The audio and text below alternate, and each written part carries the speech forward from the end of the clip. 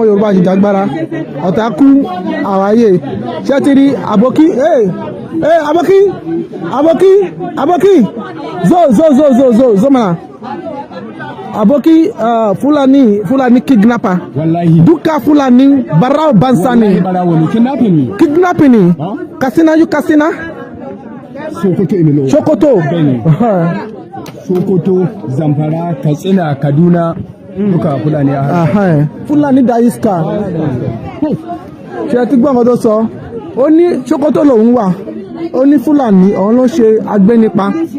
pípẹ́ àwọn gan ó ti sún àwọn wọn Nàìjíríà ti sún wọn kó ní kálukú kó pín so ẹ̀yin ọmọ Yorùbá yẹ ká ronú o 2023 no election Yorùbá fẹ́ dá dúró gẹ́gẹ́ bí orílẹ̀-èdè ìyà ń jẹ àwọn ìyàwó tó yẹ pé ó yẹ kó máa gbowó oṣù ni tó wọ́n tó wá jẹ́ pé 50 years ní ẹ̀bá ó yẹ kó máa gbowó oṣù ni èrè wo ni Nàìjíríà ṣe fún yàmà láti gbàdọ̀ ti bí yín ilé wọn fẹ̀lẹ́ lọ ni a fool at 40 is a fool forever àwọn pé 62 ìyá tó wá ń jẹ wá next month náà ṣe àwọn máa repo ní 340 naira ní ilẹ̀ Nàìjíríà location 419 so ẹ̀yin Yorùbá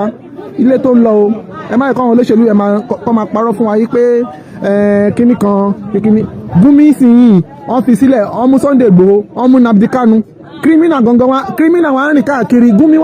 Gumi rìn káàkiri. àwọn náà ní àwọn olóṣèlú yẹn tó ń fẹ́ yẹ kí Yorùbá bọ́ lóko ẹrú àwa la nepo àwa la ní oil àwa la ní gbogbo ẹ̀ ṣùgbọ́n àwa la ń ṣerú mo lọ sí airport ń sìn gbàdúmọdé láti Dubai mo dé airport báyìí ẹ lè rí Yorùbá ní òkè ìsàlẹ̀ ibi kan máa gbálẹ̀ kan máa kó fáìlì káàkiri Fúlàní wọ́n wá ń darí wa lílù bàbá wa àwọn máa ń gbòṣì kólé ni wọ́n máa ń gbòṣì wá pó wa níbí àwọn olóṣèlú yàn fẹ́ ká lọ ọdún tó máa wá jáde ń sìn máa pín ráìsì káàkiri àdúgbò ẹgbẹ́ ráìsì àkóńgò méjì káyé yín bàjẹ́ àti gbà ní ayé kínní ìyá náà sì ń já wa ẹ tún fẹ́ dìbò fún Tinubu tó yẹ pé ó lọ ọdún mẹ́jọ àṣẹ gọ́vùnà lẹ́kọ̀ọ́ ó kó gbogbo fámìlì ẹ̀ ó sọ ìkòdó rẹ̀ ìyàwó ẹ̀ wà ní sẹ́nitọ̀ láti ẹjọ́ yìí ọmọ ẹ̀ tó fẹ́ ṣe gọ́vùnà lẹ́yìn Sanwó-Olú ó fọmọ ẹ̀jẹ̀ yà lọ́jà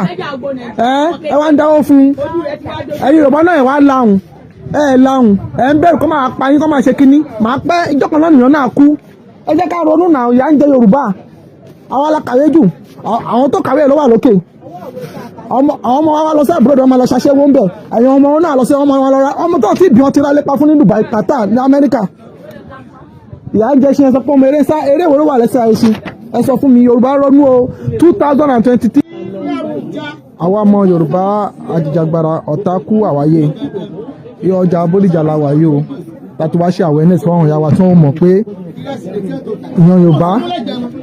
àṣìṣán láti dá dúró o wọ́n ti kó wa ní pápámọ́ra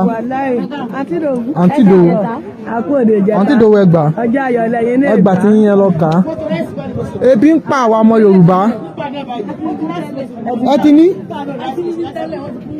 wọ́n ti fún àlàjá nítorí náà ẹ yẹ ká ṣe kí ni ká pọ̀ kò sí ọmọ rẹ̀ kan níbọn wọ́n ní a fool at 40 is full forever àti lọ sí 62 years báyìí o.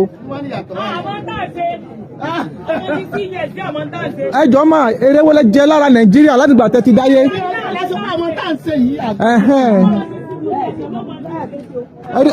ẹ dẹ̀ ṣe ń pariwo wọ́n Nàìjíríà wọ́n ṣí bọ́dà wọn wọ́n ti bọ́dà wa ìbọn àti ráìsì ń wọlé ní ọ̀dọ̀ wọn wọ́n ti bíbí ipa amúnísàn ń gbọ́n sí bíbí ẹ lọ sí Ògbómọ̀ṣọ́ ẹ lọ sí Takí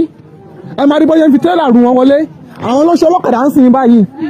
ó wá dùn mí pé àwọn Yorùbá kan ń sìn báyìí wọ́n wá ń gbà wọ́n kọ́ máa bá wọn ṣọ́lé fún security àsìkò ń bọ̀ tó yẹ pé àwọn tẹ́ ìgbà yẹn náà ló máa pa wọn mọ́nulé àwọn aláni bọ́dà Haúsá ló ṣàkóso ní Tinker Island ẹ̀yin ìyá wa báyìí ó yẹ kí n máa gbowó ni àwa ti lọ sí àbúrò àgbà ti dé àmọ́ nǹkan tó ń ní ibẹ̀ Kútọ́nù iná wà bẹ iná ò lọ ebi ò pa wọ́n ẹ lọ sí bus stop ń sìn báyìí ẹ máa rí pé ebi ń pa àwọn èèyàn wọ́n máa tọrọ lọ́wọ́ yín bus stop ẹjọ́ pé ebi báyìí lọ́wọ́ ń lọ ẹ wọ tẹ̀ ń ta ráìsì ń sìn ojoojúmọ́ ọjà wọn February ẹ máa retí ó máa yọ subsidy ó máa di 340 per litre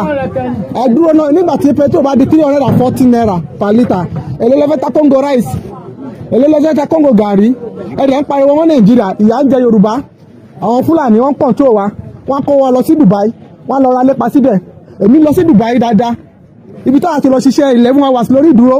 ibẹ̀ làwọn ti lọ ra gold lọ ṣe shopping lọ sí hòtẹ́ẹ̀lì tó yẹ pé àlè sunbẹ̀ hòtẹ́ẹ̀lì lọ bí 200,000 fún 24 hours ni wọ́n dẹ̀ lè sanwó oṣù mẹ́ta síbẹ̀ wọ́n máa ya fọ́tò káàkiri ẹ wá ń pariwo wọn Nàìjíríà ibo ni wọn Nàìjíríà wà ẹ̀yin ẹmọ kẹ́tọ́ lè ra ráìsì ẹmọ wàhálà tẹ́ ṣe